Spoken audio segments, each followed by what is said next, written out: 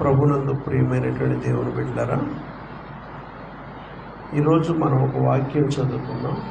ఎఫెసీ పత్రిక 1వ అధ్యాయం 11-12 వచనాలను మనం చదువుకున్నాం. దాంట్లో ఏముంటుందంటే, దేవుడు మనలను ముందుగా నిర్ణయించుకున్నాడు. 12వ వచనం ఒకసారి చదవము. దేవుడు తన చిత్త ప్రకారమైన సంకల్పమును బట్టి మనలను, గోపాలకృష్ణ ఇక్కడే ఉన్నావా? ఎక్కడ ఆలోచన, మనలను ముందుగా నిర్ణయించి ఆయనలో మనలను ఒక స్వాస్యముగా తన సొత్తుగా ఏర్పరచుకున్నాడు.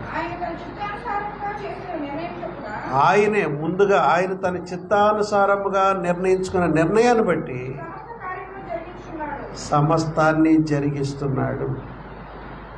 ఇదంతా కూడా మన కొరకు దేవుడు సంకల్పించిన విషయాలు. దేవుడి యొక్క సమకూర్పు, నడిపింపు, ఏర్పాటు ఇవన్నీ కూడా ఆ దేవుడు మన కొరకు ముందుగానే చేసిన నిర్ణయాన్ని బట్టి మనల్ని ఎలా నడిపిస్తున్నాడు. ఇవాళ ఏమనుకుంటున్నావు? ఇవాళ నేనేదో ఇలా ప్రార్థన చేశాను, జరిగింది, దేవుడు నమ్ముకుని అనుకుంటున్నావు. నువ్వు కోట్ల సంవత్సరాల కిందటే దేవుని యొక్క ఆలోచనలో ఉన్నావు. దేవుని సన్నిధికి రావాలి, ఆయన నమ్ముకోవాలి, ఆయన రక్షణ పొందాలి, ఆయన నిత్య జీవం పొందుకోవాలి. నీలో జరిగే ప్రతి అద్భుతం ముందు రాయబడినవి. దేవుడికి స్తోత్రం. ముందు ఇలా నీ జీవితం జరగాలని దేవుడు నిర్ణయించాడు. ఆ నిర్ణయాన్ని బట్టి ఈ జీవితాలన్నీ కూడా జరుగుతాయి. దేవుడికి స్తోత్రం. బైబిల్ గ్రంథంలో ఎస్తేరు గ్రంథం అనేటి ఒక మంచి గ్రంథం ఉంది. ఆ గ్రంథంలో దేవుడు అనేటువంటి మాట ఆ 3 అక్షరాలు లేవు. దేవుడనే పేరు, దేవుడనే మాట లేకుండా వ్రాయబడిన గ్రంథమే ఎస్తేరు గ్రంథం. అయినప్పటికీ కూడా ప్రతి సంఘటన, ఆ గ్రంథంలో జరిగేటువంటి ఆ ప్రతి సంఘటనలో దేవుడే కార్యం చేస్తున్నట్టు మన కళ్ళకు అర్థమవుతుంది. దేవుడికి స్తోత్రం. కాబట్టి మన విషయాల్లో కూడా దేవుడి కార్యాలు అలాగే జరుగుతాయి. మనం గమనించాలి. మనం ఎక్కడ వారమో దేవుడు నమ్ముకున్నాం, ఈ రక్షణ మనకు కలిగింది.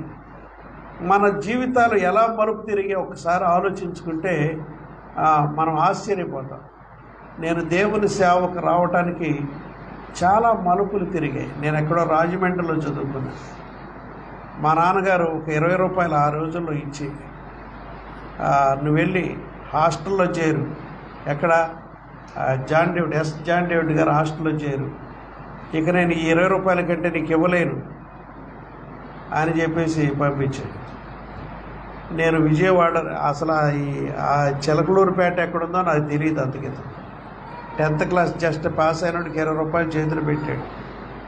వెళ్ళి హాస్టల్లో చేరు. నేను అడిగాను, మా భుజవరపట్నం ఆయన వస్తే జాన్ డేవిడ్ గారు, ఆయన అడిగాడు, అయ్యా మా అబ్బాయిని మీ హాస్టల్ పెట్టుకుంటే సరే చూద్దామని అన్నాడు. ఆ మాటకి 20 రూపాయలు ఇచ్చి నువ్వు వెళ్ళి జాయిన్ అయిపోమన్నాడు. అంటే ఇద్దరు వెళ్ళటానికి ఛార్జీలు చాలు. అప్పుడు ఆ డబ్బులు ఇచ్చుకొని మెల్లిగా విజయవాడ వెళ్ళాను. అటునుంచి మళ్ళీ ట్రైన్ మారాలి. గుంటూరు నుంచి నరసరావుపేట వెళ్ళి బండేది ఎక్కాలి.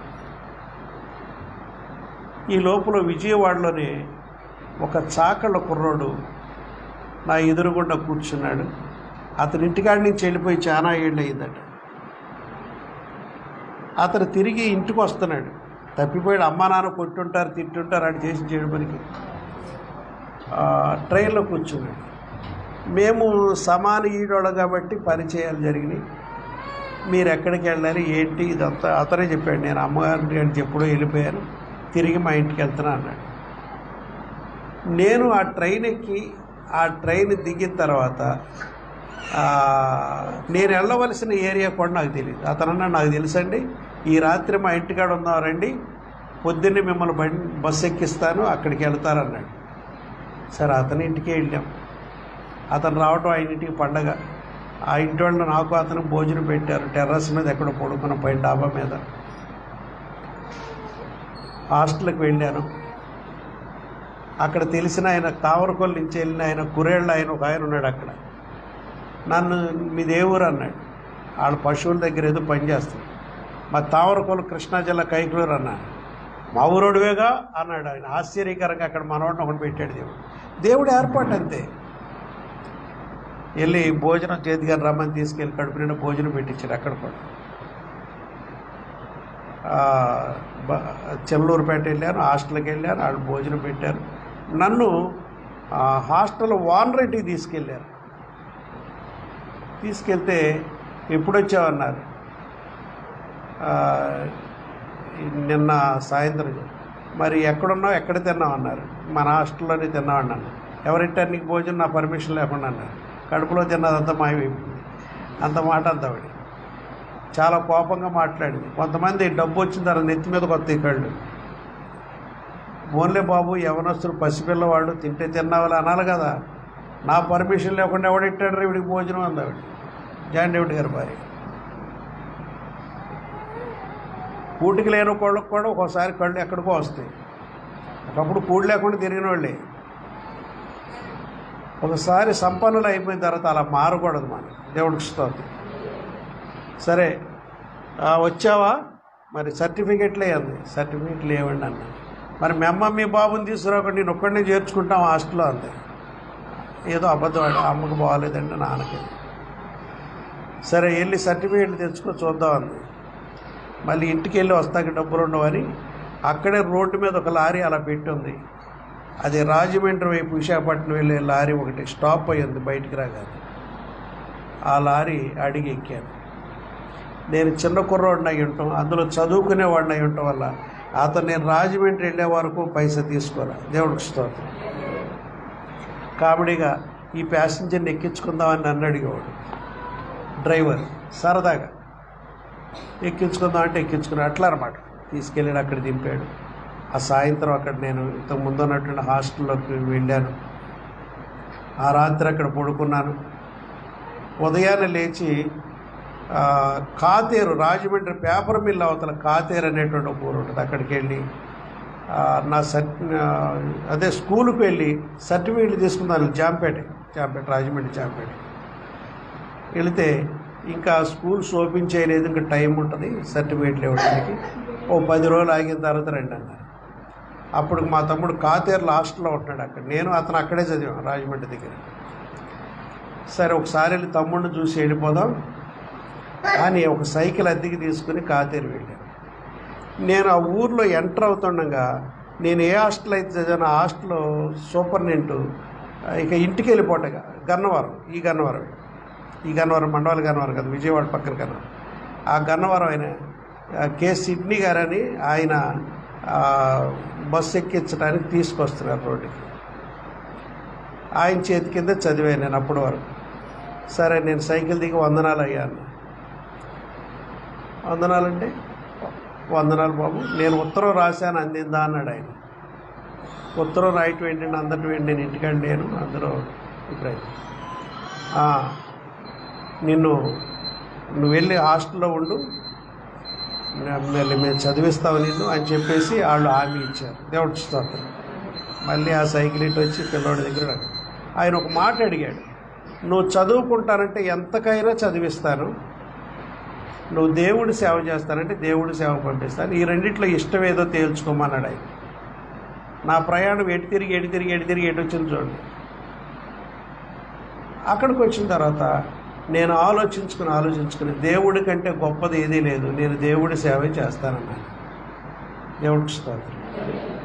అప్పుడు ఆయన చెన్నైకి టికెట్ తీసి 2 జతల బట్టలు కొని ట్రంక్ పెట్టి 2 దుప్పట్లు 2 జతల బట్టలు తీసి అక్కడ వాళ్ళకి ఫోన్ చేసి ఏదో చెప్పి మా వాడు వస్తున్నాడు చేర్చుకోండి అని మొత్తం మీద నన్ను ఒక్కడిని ట్రైన్ ఎక్కువ వదిలిపెట్టారు చెన్నైకి. చాలా విచిత్రమైన ప్రయాణం ఇది.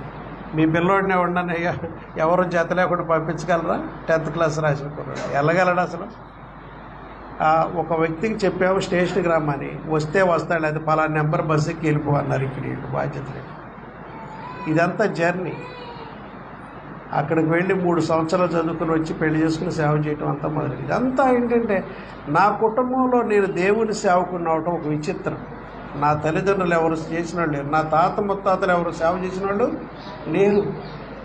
ఈ తామరకుల్లో పుట్టిన వాడిని వాళ్ళ ఆర్థిక ఇబ్బందులలో పాస్టర్ గారు హాస్టల్ పెట్టారు. హాస్టల్ నుంచి ఇలా చెన్నై వెళ్ళిపోవటం జరిగింది, ఇలా ప్రయాణాలు చేయటం జరిగింది. దేవుడికి స్తోత్రం. అంతా ఏం జరుగుద్దంటే దేవుని ప్రణాళికే జరుగుద్ది నీ విషయంలో. నువ్వు ఎక్కడ పుట్టినా ఆయన దగ్గరికే రావాల్సి వస్తుంది. ఇవాళ నీవు రక్షణ పొంది దేవుని దగ్గరికి వచ్చావంటే అది నీవు అనుకున్న ప్లాన్ కాదు. స్కెచ్ అంతా దేవుడు గీసాడు, ప్లాన్ అంతా దేవుడు గీసేసాడు. నీ ప్రణాళిక అంతా ఆయన దగ్గర సురక్షితంగా ఉంది. అది నెరవేర్పే నువ్వు ఇక్కడ ఉండటం. దేవుడికి స్తోత్రం. హల్లెలూయా. కాబట్టి ఎస్తేరు గ్రంథం అంతా కూడా ఒక సమకూర్పు. ఎక్కడున్న వాళ్ళని ఎక్కడ తీసుకొచ్చాడు, ఇజ్రాయెల్ దేశంలో ఉన్నవాళ్ళు బబులోని చెరకెళ్ళటం, ఇదంతా కూడా కనబడుతుంది. అక్కడ దేవుడు ఎక్కడున్న వాళ్ళని ఎక్కడికో తీసుకొస్తాడు. ఆయన నడిపింపు ఏర్పాటే జరుగుద్ది ఆఖరికి. దేవుడికి స్తోత్రం కలుగుగాక. ఇక్కడ ఎఫెసీ పత్రికలో మనం చదువుకున్న వాక్యం చెబుతుందంటే 11-12 వచ్చిన మళ్ళీ చదవమ్మా. క్రీస్తునందు ముందుగా నిరీక్షించిన మనము తన మహిమకు కీర్తి కలుగజేయవలనని దేవుడు తన చిత్త ప్రకారమైన సంకల్పం బట్టి దేవుడు మనలను ముందుగా నిర్ణయించాడు. గోపాలకృష్ణ నిజంగా అయితే ఆయన అయ్యప్ప మాలలు వేసేవాడు, విగ్రహారాధనలో సూపర్గా ఉండేవాడు. ఆయన ఫోటోలు చూపించాడు, చిన్నప్పటి ఫోటోలు. దేవి కూడా వెళ్ళి ఆయన యవనస్తున్నప్పుడు దండేసింది కదా నీకు, ఆ ఫోటోలు కూడా చూపించింది. చిన్నప్పుడే ఈయన ఆ మాలలు వేసుకుని అటుపోయేవాడు. అటుపోయినవాడు ఇటెందుకు వచ్చాడు? ఇది ఒక విచిత్రం ఈయన అడగ. దేవుడికి స్తోత్రం. అలాగే ఇక్కడున్న వాళ్ళందరూ కులానికి సంబంధించినడు కాదు. ఇక్కడ వలలో చేపలకు ఒకటి గురక, ఒకటి జల్ల, ఇలా ఉన్న మోసు, శరావతి, ఏమండి అలా రకరకాల చేపలు. మనం ఒక యేసు ప్రభు దగ్గర రావటం మనందరికీ ఒక చరిత్ర ఉంది, ఒక కథ ఉంది, ఒక సాక్ష్యం ఉంది. దేవుని ఏర్పాటు, దేవుని సమకూర్పు, దేవుని నడిపింపు, దేవుడి యొక్క సిద్ధపాటు, ఆయన యొక్క సంకల్పం చొప్పునే నీవు నేను ఇక్కడికి చేరి. ఇప్పుడు 12వ వచనం చదవమ్మా. ఆయన తన చిత్తానుసారముగా ఆయన చేసిన నిర్ణయము చొప్పునే అది సమస్త కార్యాలు జరుగుతున్నాయి. ఆయన నిర్ణయించిన ప్రకారమే సమస్తం జరిగిస్తున్నాడా? అయిపోయింది. హల్లెలూయా. హెబ్రీలకు రాసిన పత్రిక 1వ అధ్యాయం 1వ వచనం. హెబ్రీ 1:1. పూర్వకాలమందు నానా సమయముల్లో నానా విధములుగా ప్రవక్తల ద్వారా మన పితరులతో మాట్లాడిన దేవుడు ఈ దినముల అంతమందు కుమారుడైన యేసు ద్వారా మనతో మాట్లాడాను. ఆయన ఆ కుమారుని సమస్తమునకు యేసు ద్వారానే ప్రపంచములు కలిగెను.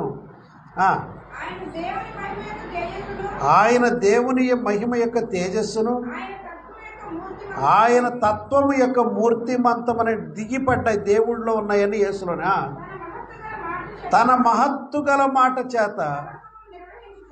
ఎవరు? యేసు. తన మహత్తు గల మాట చేత సమస్తమును ఏది ఎలా జరగాలనేది నిర్వహిస్తున్నాడు. ఓవర్సీయింగ్ చేస్తున్నాడు. అంతా ఓవర్సీయర్గా పనిచేస్తున్నాడు. సమస్తము నిర్ణయించి ఏం చేస్తున్నాడమ్మా? పాపముల విషయంలో శుద్ధీకరణము తానే చేసి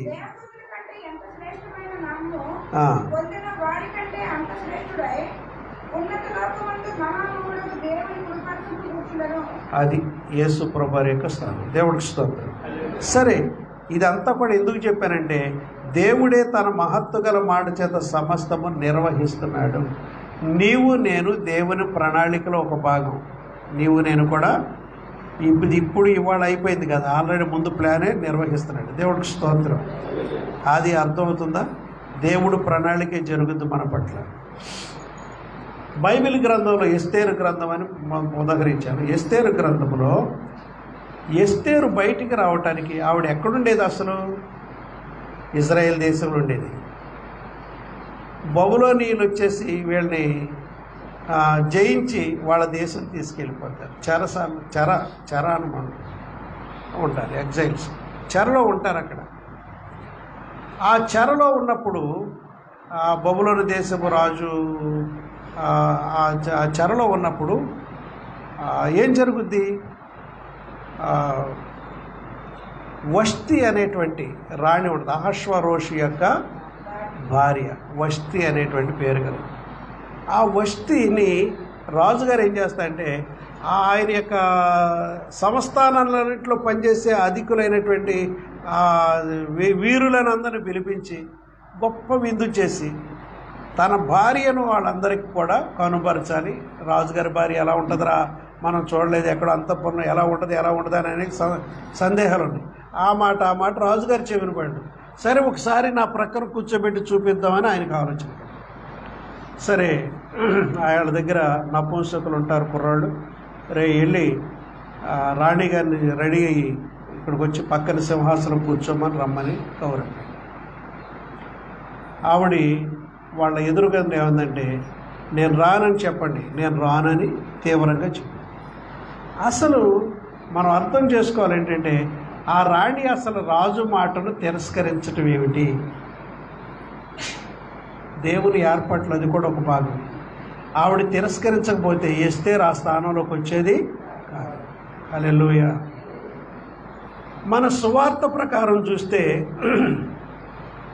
ఇశ్రాయేలీలు యెహోవాను తిరస్కరించమంటే సువార్తికులందరూ ఈ శిష్యులందరూ ఆయా దేశాలకు చెదిరిపోవటం వల్ల మనకు రక్షణ వచ్చింది. ఇశ్రాయేలీలందరూ యేసు ప్రభువును సిలువేసినందువల్ల వాళ్ళు దేశాల్లోకి ఆయా దేశాలకి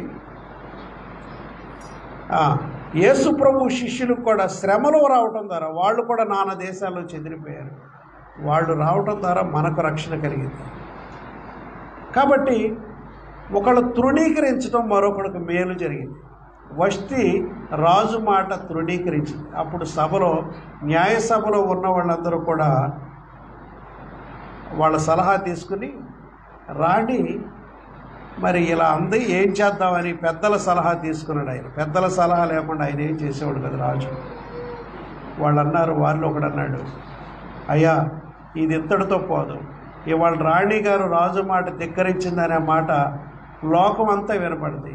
తర్వాత మా నాయకి పత్నులు మా మా మా భార్యలు ఎవడో కూడా తమ యజమానులు లెక్క చేయరు. కాబట్టి ఇది ఒక రూల్ చేద్దాం. ఏంటంటే ఇక్కడి నుంచి వస్తే రాజ సంస్థానం దగ్గరికి రాజు దగ్గర అసలు ఎప్పటికీ కూర్చుంటాకు రాబడు, ఆవిడ స్థానం తీసేయండి అన్నాడు. మీకు కావాలంటే మన 127 సంస్థానాల్లో ఉన్న ఆడపిల్లలు, అందమైన ఆడపిల్లలు పోగు చేస్తాం. వాళ్ళల్లో నీకు ఇష్టమైనటువంటి జ్ఞానము కలిగి, తెలివి కలిగి, అందము కలిగి, అన్ని విధాలు బాగున్నవాడిని మీరు రాణిగా చేసుకోండి. వష్టి మాత్రం కుదరదు అన్నారు. దేవుడికి స్తోత్రం. ఇక్కడ మనం అర్థం చేసుకోవాల్సింది ఏంటంటే, వష్టి రాజు మాట తిరస్కరించడం ఏంటి, ఒక అనాథ రాణిగా మారటం ఏంటి. అనాథ ఎవరు? ఎస్తేరు. తల్లిదండ్రులు ఎత్తిపెట్టి చచ్చిపోయారు. అసలు ఆవిడకి ఎవరు లేరు. ఏదో పినతండ్రి వరస అయ్యేటువంటి మొర్దెకై పెంచాడు. అసలు రాణి తిరస్కరించడం ఏంటి?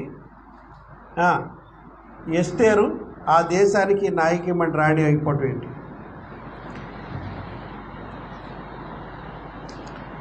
రాజు మీద కుట్ర జరగటం మొర్దెకై ఎలా తెలుసుకున్నాడు? ఆయనకి తెలియటం ఏంటి? రాజుగారిని చంపేయటానికి ఎవడో కుట్ర చేస్తాడు. ఆ రాజుగారి గేటు మీదకి ఏదో ఉంటాడు, అక్కడ అరుగు మీద పడుకుంటాడు. అక్కడ ఇద్దరు మాట్లాడుకుంటారు, రాజుగారిని చంపేద్దాం, ఈ దారింప వస్తుండగా వేసేద్దాం అని. ఆ మాట నిద్రపోతున్నట్టున్న ఇతను తెలుసుకుని నిద్రపోతున్నట్టే నటించి ఆ మాట ఎస్తేరు కోరిపాడు. ఎస్తేరు రాజుగారికి చెప్పింది. రాజుగారు అది నిర్ధారణ చేసుకుని వాళ్ళిద్దరిని ఏం చేస్తాడు. ఇతను చేసిన సంఘటన రాజ్య సమాచార గ్రంథంలో రాయించాడు. మొర్దెకై అనేవాడు గేటు దగ్గర ఉండేవాడు నా ప్రాణాన్ని కాపాడాడని ఈ రోజునని తేదీ వేసి రాజ్య సమాచార గ్రంథం రాశాడు. దేవుడికి స్తోత్రం. హల్లెలూయా. సరే, ఈ ఎస్తేరు గ్రంథంలో ఉన్న ప్రతి సంఘటన వెనక దేవుడి హస్తం ఉన్నట్టు మనకు కనపడుతుంది. అక్కడ హామాన్ అనేటువంటి ఒక మంత్రి ఉంటాడు, యూదులకు శత్రువు. ఆ దేశంలో ఉన్న వాళ్ళందరూ మోకాళ్ళ మీద నిలబడి సలాములు చేయాలి ఆయనకి. మొర్దెకై అయితే అలా చేసేవాడు కాదు. ఆ ఒక్కడు నమస్కారం చేయనందున యూదులందరినీ మట్టుపెట్టేయాలని రాజుగారి దగ్గర కొన్ని వందల కేజీలు వెండి డబ్బు తీసుకుని ఇశ్రాయేలీలందరినీ కూడా నాశనం చేయించేయాలి. ఈ దేశంలో ఈ సంస్థానాలన్నింటిలో ఒక్కడు కూడా బ్రతకూడదు యూదుడు అని రాజుగారికి చెప్పాడు. అయ్యా, ఒక జాతి వారు ఉన్నారు, వారి వల్ల మీ ప్రాణానికి అపాయం, వాళ్ళ దేశంలో ఉండకూడదు, వాళ్ళని చంపించేయాలనుకుంటున్నాను, మీరు అధికారం ఏంటంటే ముద్ర వేసి అధికారం ఇచ్చాడు. 127 సంవత్సరాలు ఉన్న వాళ్ళందరూ కూడా చంపారు యూదులని ప్లాన్ చేశారు. ప్రియమైన దేవుని బిడ్డలారా, అలాంటి పరిస్థితుల్లో రాజుగారికి ఒక రోజున నిద్ర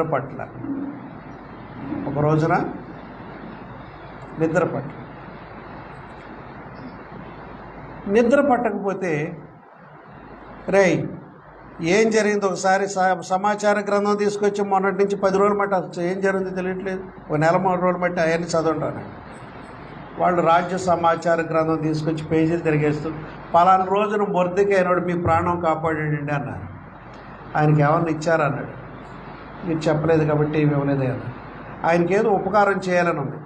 ఈ లోపల ఆ ఆలోచనతో ఈయనుండగా మొర్దెకైకి ఉపకారం చేద్దామని ఉండగా హామాను ఆ రాత్రి పూటే వచ్చి మొర్దెకైని ఉరి తీయించమందామని చెప్పడానికి వచ్చాడు. ఆల్రెడీ వాళ్ళ ఇంటికాడ పెద్ద 50 మూరల ఎత్తు ఉరికొయ్యి ఒకటి నాటించి మొర్దెకైని ఉరి తీయించేద్దామని రాజుగారు పర్మిషన్ కొరకు వచ్చాడు. అంతే, ఇదంతా నెరవేరిపోద్ది గ్యారెంటీ. రాత్రిపూట వచ్చాడు ఆకుండా. ఆ రాత్రి ఈ సమాచార గ్రంథం చదువుతూ ఈ మొర్దెకై చేసిన ఉపకారం తెలుసుకుని ఉన్నాడు ఆయన. హల్లెలూయా.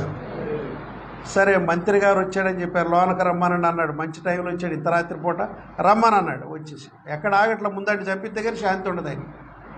లోనకి వచ్చి మంత్రి గారు, ఒక మాట నేనే అడుగుతున్నాను, నేను ఒక వ్యక్తిని ఘనపరచాలని అనుకుంటున్నానయ్యా, ఏం చేస్తే బాగుంటుందో మీరే చెప్పండి. ఒక వ్యక్తిని నేను ఘనపరచాలి స్వయంగా అని ఉంది నా మనసులో. ఈయన అనుకుంటున్నాడు, ఐసైపోతున్నాడు, నన్నే ఘనపరచాలనుకుంటున్నాడు, నన్ను ఇంకేదో గొప్ప చేయాలనుకుంటున్నాడు, నన్ను ఎక్కించాలనుకుంటే ఎత్తైన పీట మీద ఏదో చేయాలనుకుంటే నా గురించి అంటున్నాడు ఈయన. ఇంకా రెండోది లేదని నిర్ధారణ చేసుకుని, అయ్యా మీరు ఎవరినైనా ఘనపరచాలనుకుంటే రాజుగారు వస్త్రాలు ఆయనకి కట్టాలి, మీరెట్టుకునే కిరీటం పెట్టాలి, మీరు ఎక్కే గుర్రం ఒకటి ఇవ్వాలి ఆయనకి, మీరు కట్టుకునే కత్తి ఇవ్వాలి, మీరు వేసుకునే చెప్పులు వేసుకోవాలి.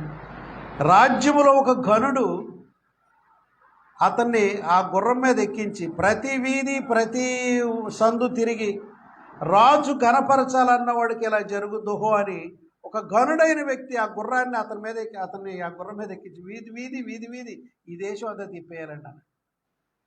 నువ్వు చెప్పిన మాటలు ఒక్కటి కూడా తప్పిపోకుండా మొర్దెకైని నా ప్రాణం కాపాడాడు. రేపు అతన్ని గుర్రం మీద ఎక్కించి నా డ్రెస్సులు పట్టుకెళ్ళి, చెప్పులు పట్టుకెళ్ళి, కత్తి పెట్టుకెళ్ళి, కిరీటం పట్టుకెళ్ళి, నేను ఎక్కే గుర్రాలు ప్రత్యేక గుర్రం తీసుకెళ్ళి మీరే సరిపోతారు, ఉన్నతుడైన వాడు మీరే వాడ తిప్పన్నాడు. చప్పట్లు కొట్ట దేవునికి. ఇతను ఏమనుకున్నాడు, ఏం జరుగుతుంది అక్కడ? మొర్దెకై ప్రాణం తీయించేద్దాం అనుకున్నాడు కదా. ఏం జరుగుతుంది? మొర్దెకైకి ఊరేగింపు జరుగుతుంది, సన్మానం జరుగుతుంది. హల్లెలూయా. ఆల్రెడీ ఇశ్రాయేల్ని చంపించేయడానికి ఒక రూల్ తీసుకొచ్చేసారు. ఇశ్రాయేళ్ళందరూ పక్కన ఏడుతున్నారు ఉపవాసం ఉండి, కానీ ఆ ఉపవాసాల టైంలో ఊరేగింపు జరుగుతుంది. దేవుడికి స్తోత్రం. హల్లెలూయా. దేవుడు ప్రణాళిక ఉంది నీ పట్ల. ఎవడో చంపేయాలనుకుంటాడు, నిన్ను చంపలేడు. నిన్ను చంపుదాం అనుకున్నాళ్ళు నిన్ను ఊరేగించే కాడికి తీసుకొస్తాడు. దావీదు గారు అంతేనా? నీకేదో కీడు చేద్దాం అనుకున్న వాళ్ళే నీకు పట్టం కడతారు. నీవు నిజాయితీగా ఉండాలి, దేవుడి మీద భక్తి శ్రద్ధలతో ఉండాలి. నువ్వు దేవుడిని నిజంగా ప్రేమిస్తే, నిజాయితీగా ప్రేమిస్తే, ఆయన కట్టడలు నువ్వు పాటిస్తే నీ మీద కుట్ర చేసేవాళ్ళు నిన్ను సన్మానిస్తారు. దేవుడికి స్తోత్రం.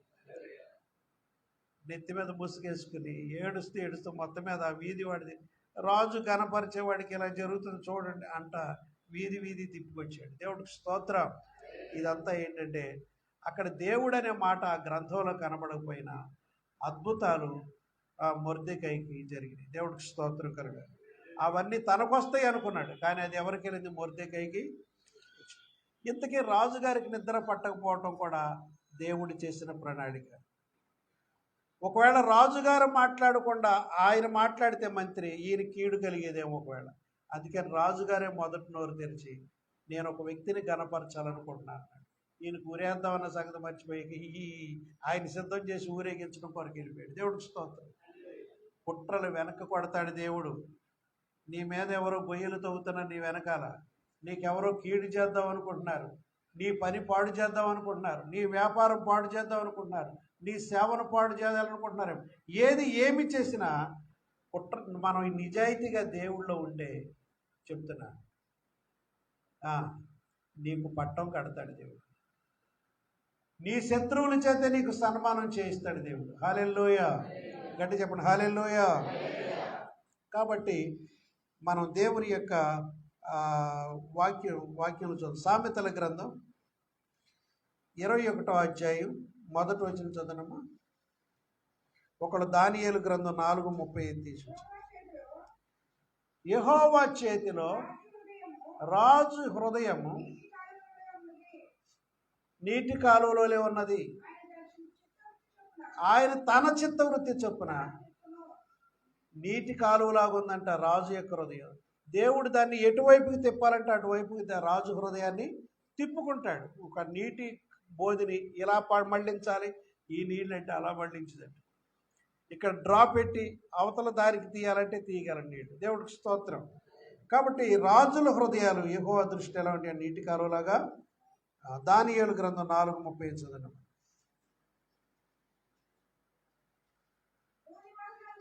భూ నివాసులందరూ దేవుడి దృష్టిలో లెక్క పెట్టుకోదగినంత గొప్పోళ్ళేం కాదు భూమి మీద ఉన్నాడా.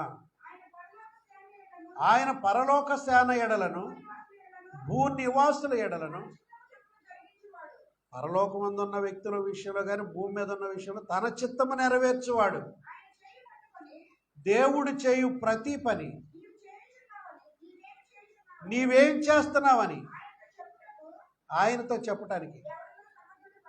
దేవుడు తనగలమా? ఏం చేస్తున్నారని మీరు? ఆయన ఏమన్నా దేవుడు తనగలమా? ఆయన చేయాలనుకున్నది చేస్తాడు. మీరేం చేస్తున్నారండి? ఇది న్యాయమా గీయమని దేవుడిని అట్టాకి ఇవ్వడం సరిపోతాడా? భూనివాసుల ఎడల పరలోక వాసుల ఎడల ఆయన తాను చేయాలనుకున్నదంతా కూడా ఆయన జరిగిస్తాడు. ఆయన అయిపోయిందమ్మా. దేవుడికి స్తోత్రం. తనకిష్టమైనది ఎస్తేరు గ్రంథం 4వ అధ్యాయం 14వ వచనంలో యూదుల నాశనం కొరకు హామాను రాజుగారిని ఒప్పించాడు.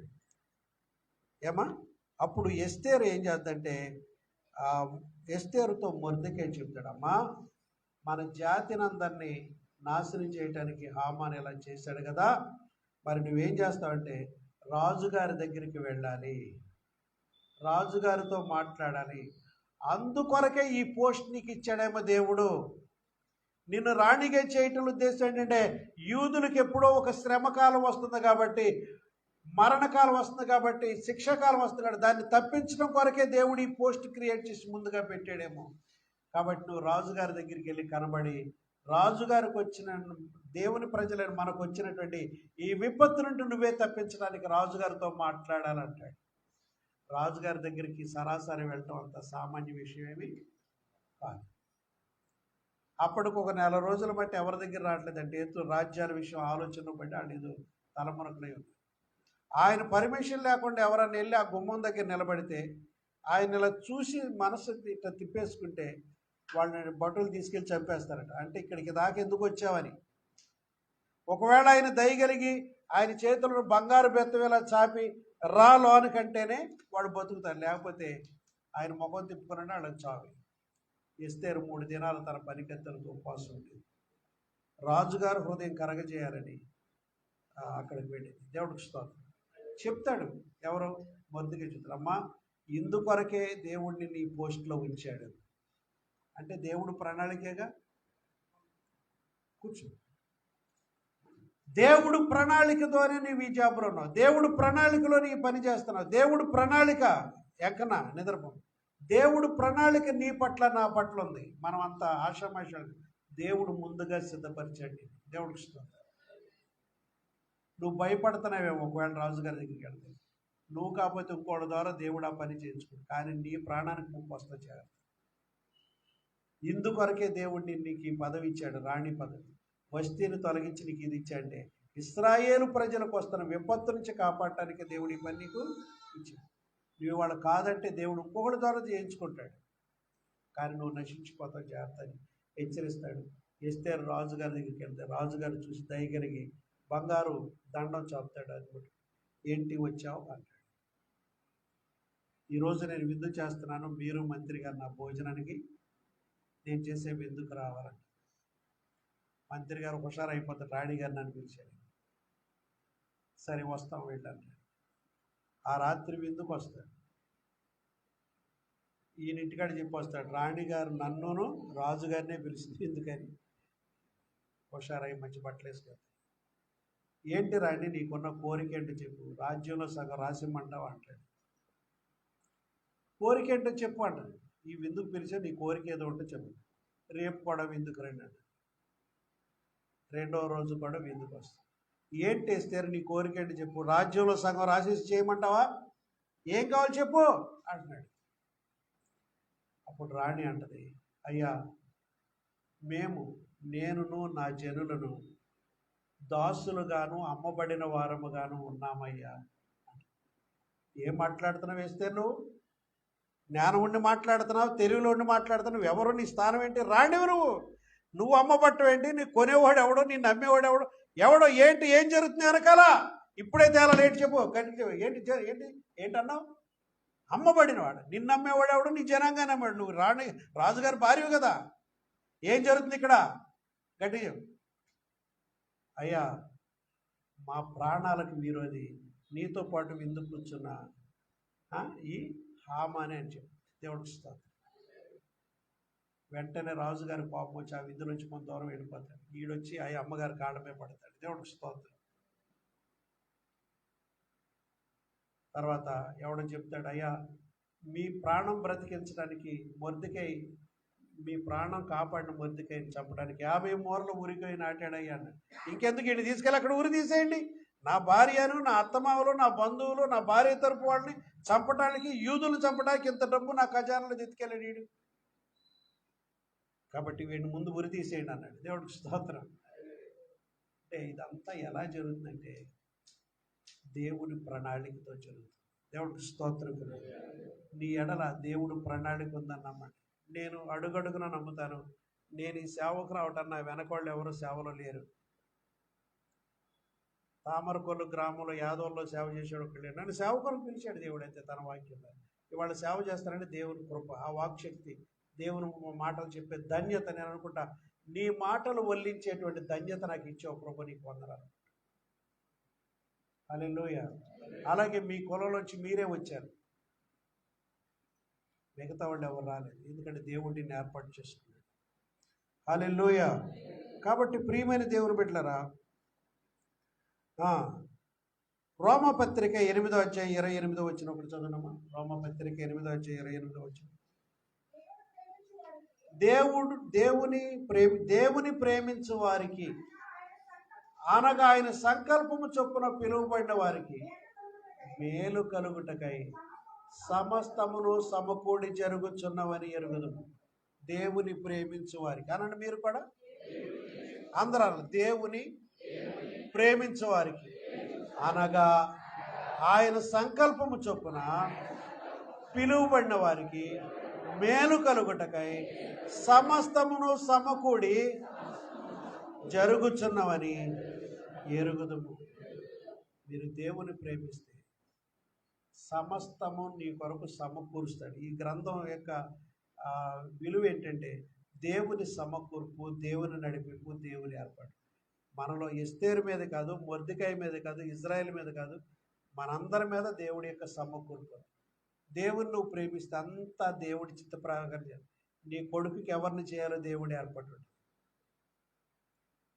అలాగే ఎవరు ఎలా చేయాలని అంతా దేవుడు ప్రణాళికలో పోతుంది. దేవుడికి స్తోత్రం కలగాలి. దేవుని సేవకుడు కుటుంబం కూడా, వాళ్ళ పిల్లలు కూడా అంతా దేవుడు ఏర్పాటే జరుగుతుంది.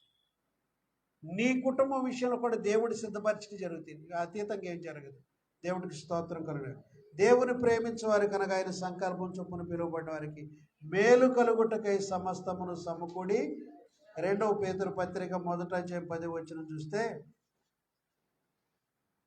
చదవండి. ఒకళ్ళు ఎఫెసీ పత్రిక 2:10 తీసి. అందువల్ల సహోదరులారా, మీ పిలుపును మీ ఏర్పాటును నిశ్చయము చేసుకున్నటకు దేవుడు మిమ్మల్ని పిలిచాడు. మీ పిలుపు దేవుడిలో నీ ఏర్పాటును నిశ్చయం చేసుకో. నిజంగా లేకపోతే నేను దేవుడి దగ్గరికి వస్తాం ఏంటి? ఏమండి నాగమ్మ గారు, దేవుడు నన్ను పిలిచాడు కాబట్టి వాళ్ళు దేవుడిలో ఉన్నానని మీరు మీ పిలుపును మీ ఏర్పాటును దేవుడిలో నిశ్చయం చేసుకోండి. దేవుడు మిమ్మల్ని పిలిచాడు, ఆశ్చర్యకరమైన తన వెలుగులోనికి పిలిచాడు. మనల్ని ఎక్కడి నుంచి పిలిచాడు? చీకటిలో నుండి తన ఆశ్చర్యకరమైన వెలుగులోనికి, సత్యములోనికి, జీవములోనికి దేవుడు నిన్ను నన్ను పిలిచాడు. మనం ఆ పిలుపును నిశ్చయతను మనం ఏర్పాటు చేసుకోవాలి. ఎఫెసీ పత్రిక 2:10 చూడమ్మా. మరియు ఫలాని క్రియలు మనం చేయాలని, మరియు వాటి యందు మనం నడుచుకోవాలని దేవుడు ముందుగా సిద్ధపరిచి ఫలాని పని నువ్వు చేయాలి, ఫలాని పని నువ్వు చేయాలనే దాని కొరకు దేవుడు నిన్ను ఏర్పాటు చేస్తాడు. చదవండి మళ్ళీ.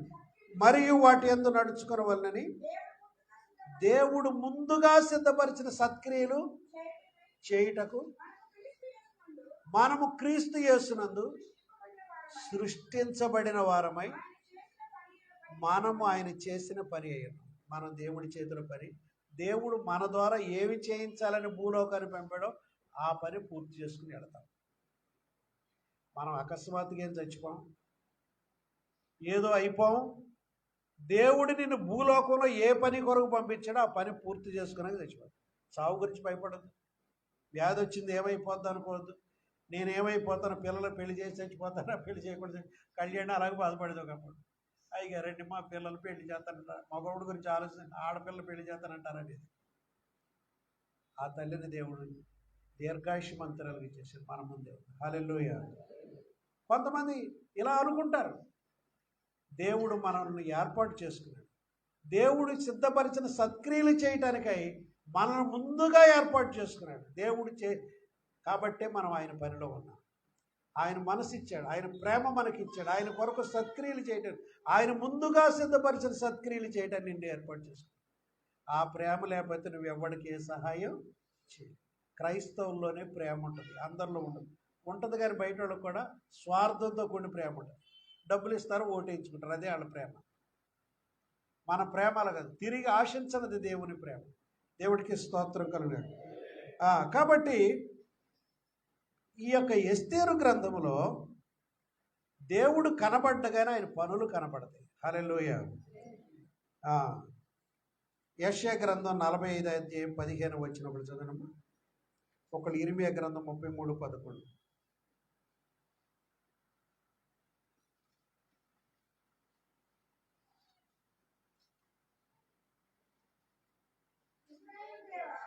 Hmm.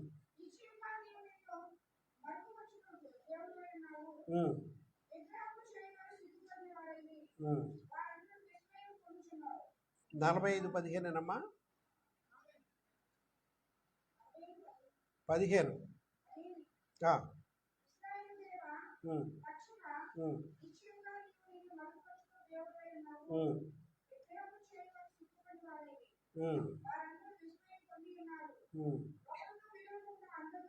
15. ఇర్మియా గ్రంథం 33:11 ఒకళ్ళు చదవండి అమ్మా.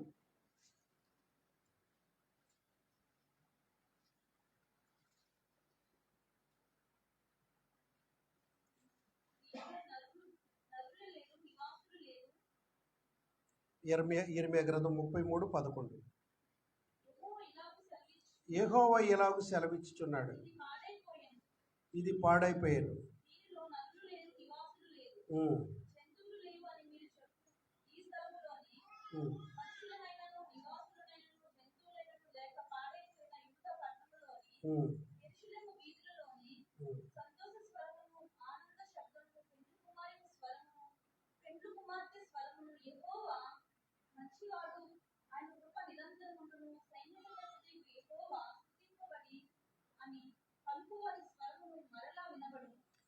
ఇక్కడ ఇర్మియా గ్రంథంలో దేవుడు ఏమని వాగ్దానం చేస్తారంటే యెరూషలేమును చెరగొట్టుకుని ఇశ్రాయేల్ అందరూ చెరగ తీసుకుపోయారు.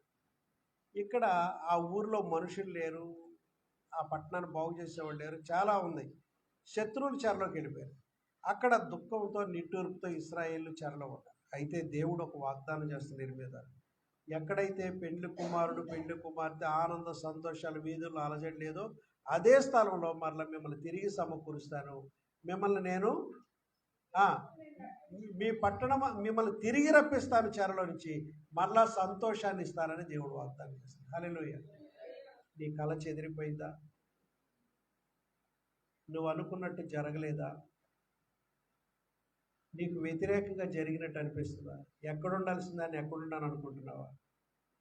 నీ పరిస్థితి పాడైపోయినా, నీ కళ చెదిరిపోయినా దేవుడు తిరిగి నిన్ను ఎక్కడికి రప్పించాలో అక్కడికే రప్పిస్తాడు. ఇదంతా దేవుడి చేతిలో పని అయ్యింది. దేవుడికి స్తోత్రం. హల్లెలూయా.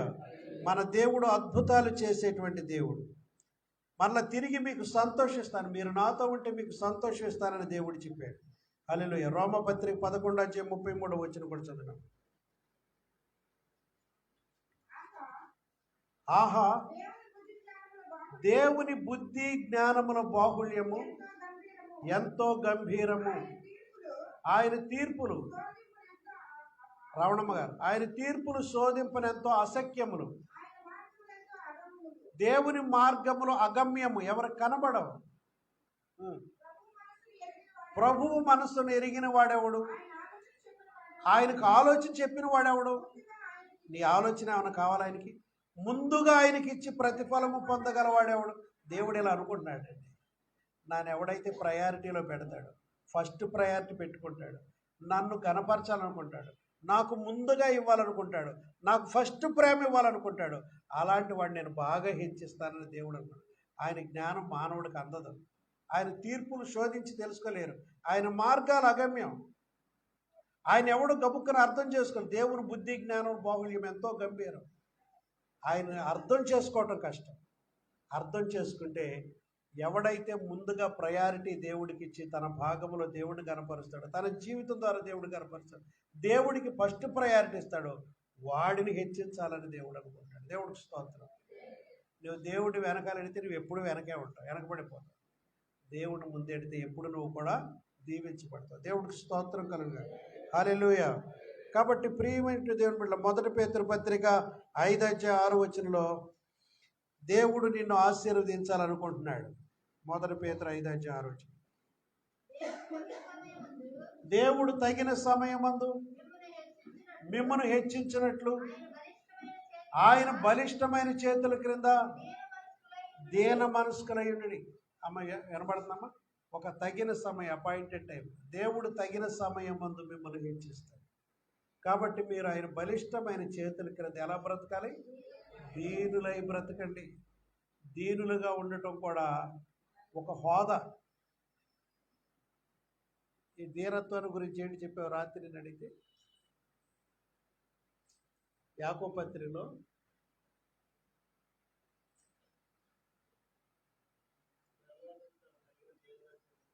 దీనత్వం అనేది దశ.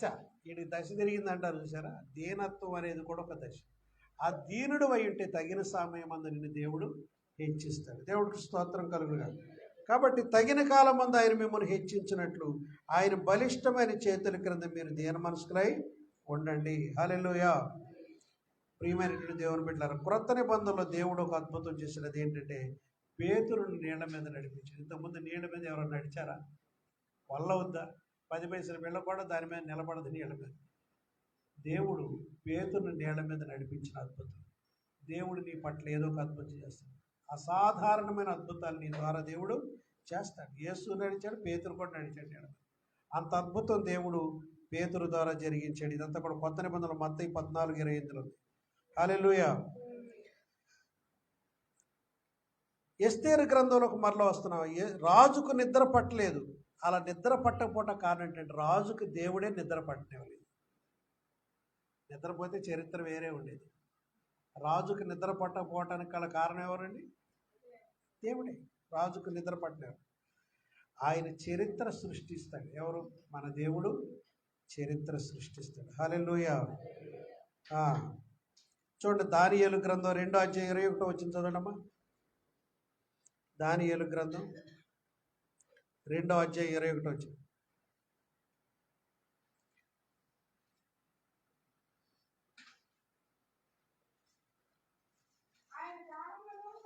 ఎవరు? దేవుడు. ఆయన కాలములను సమయములను మార్చువాడయ్యుండి రాజులను ఇప్పుడు ఏలేవారిని త్రోసేయగలడు. ఆయన ఎవరిని నియమించాలో వారిని పరిపాలనలోకి తీసుకొస్తాడు. రాజులను త్రోసివేయవాడు ఆయనే, నియమించేవాడు కూడా ఆయనే. వివేకులకు వివేకమును, జ్ఞానులకు జ్ఞానమును అనుగ్రహించేవాడు ఆయనే. మరుగు మాటలను మర్మములను బయలుపరచు. అంధకారముల సంగతులు ఆయనకు తెలుసు. ఇవన్నీ వెలుగుకి నివాసస్థానం ఆయన యొద్దనే. ఆయన కాలములను సమయములను మార్చేవాడు. ఇప్పుడు గతంలో జరిగిపోయిన కాలం ఉంది, దాన్ని ఇప్పుడు వర్తమానంలో జరిగే కాలానికి, ఆ కాలాన్ని మళ్ళీ తీసుకురావాలంటే ఆయన వల్ల. దేవుడికి స్తోత్రం, హల్లెలూయా. ఆయనకి జరిగిపోయిన కాలాన్ని వర్తమానాన్ని తేగలడు, ప్రస్తుత కాలాన్ని పరిస్థితులను ఆపగలడు. ప్రస్తుతం క్రైస్తవులకు ఏదైనా జరుగుతుందంటే దాన్ని ఆపాలంటే ఆయన వల్ల అవుతుంది. ఎందుకంటే దేవుడు ఏదైనా చేయగల శక్తి ఆయన దగ్గర. ఏమైనా చేయగలవు కథ మొత్తం మార్చగలవు, నీ నామముకే మహిమంతా తెచ్చుకొందువు. ఏమైనా చేయగలవు కథ మొత్తం మార్చగలవు, నీ నామముకే మహిమంతా. యేసయ్యా యేసయ్యా నీకే, యేసయ్యా యేసయ్యా నీకే. దేవుడికి సమస్తం సాధ్యం. ఒకసారి ద్వితీయోపదేశ కాండంలో 7వ అధ్యాయం 9వ వచనం, 4వ అధ్యాయం 34వ వచనం కూడా చదువుతాం. ద్వితీయోపదేశ కాండం. కాబట్టి నీ దేవుడైన యెహోవా తానే దేవుడనియు, తన్ను ప్రేమించి తన ఆజ్ఞలు అనుసరించి నడుచుకున్న వారికి ఆయన తనతో నిబంధన స్థిరపరచువాడనియు, 1000 తరముల వరకు కృప చూపువాడును, నమ్మదగిన దేవుడనియు, తన్ను ద్వేషించు వారిలో ప్రతి వారిని బహిరంగముగా నశింపు చేయటం, వారికి దండన విధించువాడని నీవు తెలుసుకో. 4:34 కూడా చదువు.